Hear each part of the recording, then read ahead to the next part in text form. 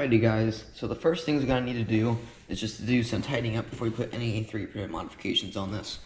So first, the servo is binding a little bit right there. So I have to sand that down with the final. Then we'll have to eat some M&Ms. This is a very crucial part of making your SCX24 really good. Then after we're done with the M&Ms, we can go ahead and tighten up this big, extra long wire. It's way bigger than it needs to be, but I mean, whatever.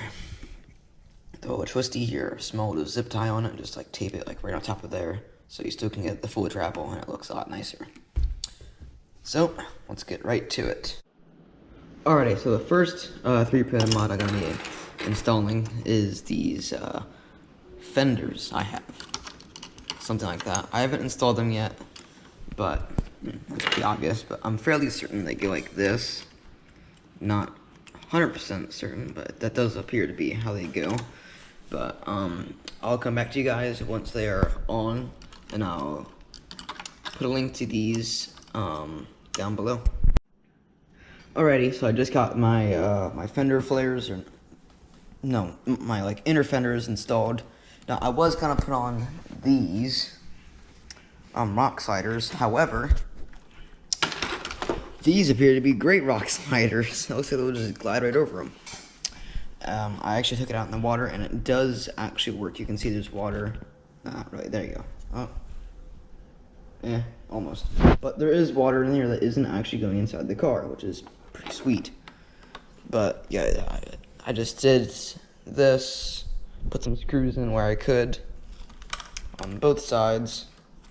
Very simple. Now, my rear suspension geometry has changed quite a bit, as well as the front.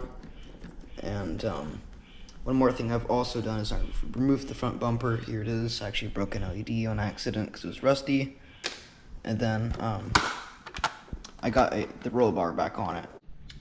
Alrighty guys, just an overview before I go test it on the ramp.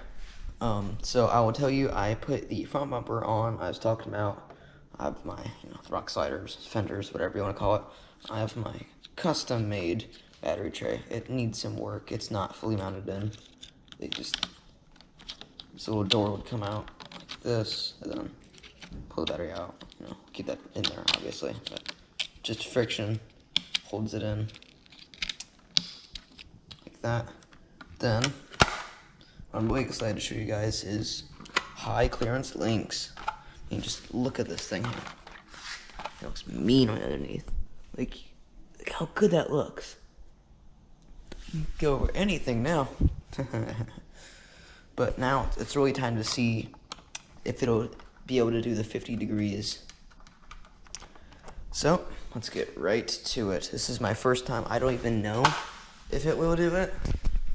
I haven't even tried it yet. I have to set it up.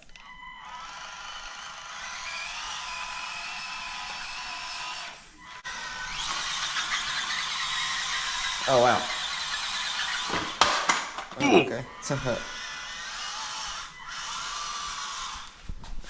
I'll be removing that roll bar after this.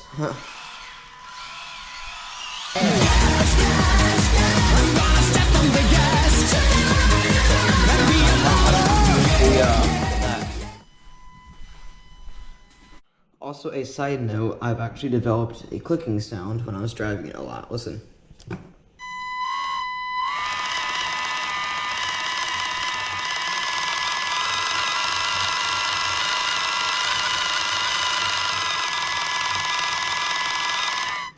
I want to go in reverse. Forward. I think it's coming from the transmission, but if any of you guys know or had this problem before, please let me know. Alrighty, so let's see how this goes.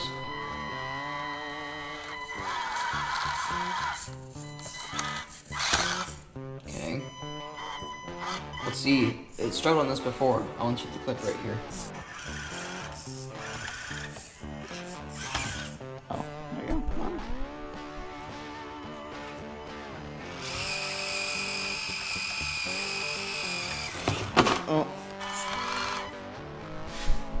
Oh man, it's not high clearance enough, is it? Wow. It is a lot better though, so it had almost no problems getting over that. I don't think I had any problems with the rest of the course.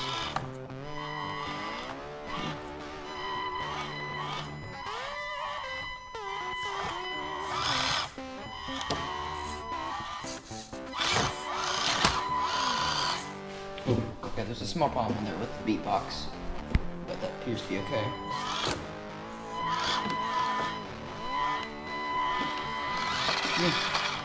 Not much of a struggle. Alrighty, so plans for next episode is, I don't know actually. I don't have many plans for the next episode. I will be altering my battery box to fit perfectly in there. Or well, just because I can get it. I'll need to be fixing the servo as it keeps rubbing on my chassis rail right here. I don't know what to do about that. I think I'll be removing the springs out of my front shocks. Thank you so much for watching. If you like this, please like and subscribe. And if you want to see more of this or have any suggestions, please comment down below. And I'll see you in the next Logan's RC Adventures video.